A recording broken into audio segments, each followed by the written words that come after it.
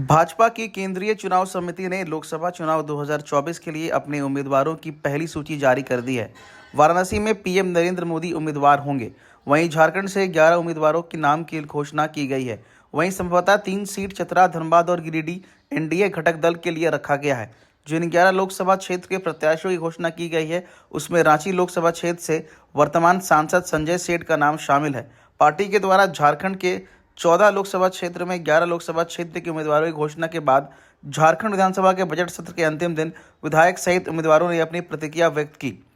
हजारीबाग से लोकसभा से भाजपा उम्मीदवार की घोषणा के बाद मनीष जायसवाल ने अपनी प्रतिक्रिया को व्यक्त करते हुए कहा कि हम केंद्रीय नेतृत्व का आभार व्यक्त करते हुए कहना चाहेंगे कि उन्होंने हजारीबाग से हमारे प्रति आस्था रखा है। हजारीबाग लोकसभा क्षेत्र में भारतीय जनता पार्टी का बयार बहता है और ऐसे में हजारीबाग लोकसभा क्षेत्र से भाजपा की उम्मीदवारी में चुनाव लड़ने जा रहा हूं। मैं विकसित भारत का संकल्प और केंद्रीय नेतृत्व का कार्य मुझे अश्वय वहां से जीत दिलाएगा। अधूरे कार्यों का संकल्प लेकर मैं चुनावी मैदान में उतरूंगा। जी, बधाई हो पहले तो आपको। बहुत बहुत धन्यवाद आप लोगों का, बहुत धन्यवाद। क्या कहेंगे सर, क्या कुछ कहिएगा? आपको मौका दिया जा रहा है। सबसे पहले तो प्रदेश के नेतृत्व का, केंद्र के नेतृत्व का आभार व्यक्त करना चाहेंगे कि उन्होंने मुझ पर आस्था रखा है, हजारीबाग लोकसभा का कैंडिडेट मुझे बनाया है और जिस उम्मीद के साथ ये दायित्व मुझे दिया गया है, पूरा कोशिश करूंगा कि ये दायित्व जो है ये सीट हम लोग जीत करके दें।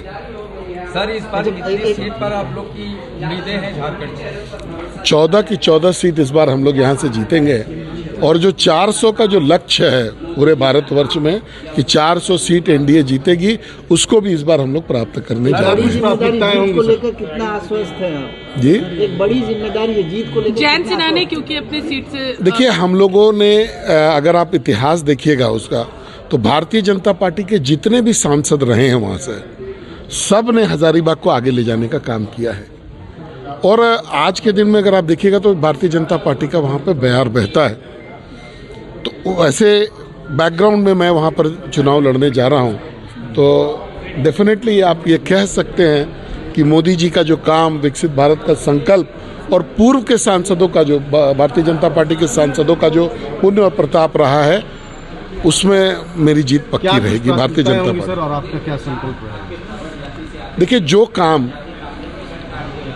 पूर्व के सांसद हमारे अधूरा रह गया उनके टेन्योर में, या जिसको वो लोग शुरू नहीं कर सके, इच्छा थी लेकिन शुरू नहीं कर सके, वो सब मैटर्स को हम लोग देखेंगे। विस्थापन बड़का गांव का जो विषय है वो एक बहुत बड़ा विषय है, उसको एड्रेस करने की ज़रूरत है।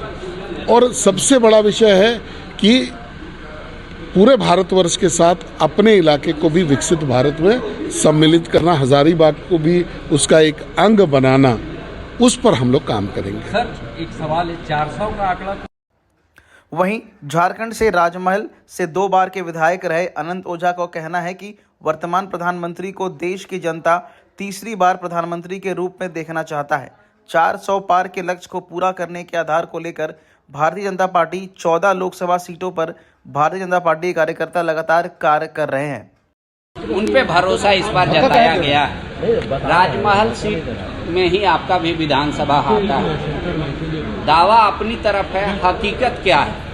भारतीय जनता पार्टी के हर एक कार्यकर्ता देश के यशस्वी प्रधानमंत्री नरेंद्र भाई मोदी जी को तीसरी बार प्रधानमंत्री के रूप में देखना चाहता है और केवल कार्यकर्ता ही नहीं, देश की जनमानस की भी आकांक्षा है कि यशस्वी प्रधानमंत्री नरेंद्र भाई मोदी जी के नेतृत्व में उन्होंने जो संकल्प दिया है 400 पार का, वो 400 पार का लक्ष्य पूरा करें।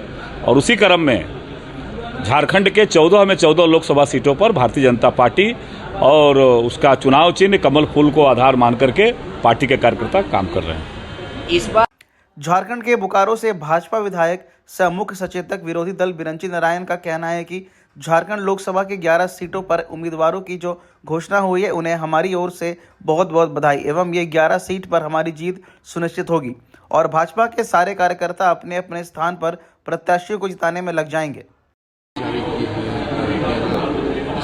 क्या लगता है आपको? बहुत शुभकामनाएं दे रहा हूं, जिनको जिनको टिकट मिला है बहुत बधाई दे रहा हूं।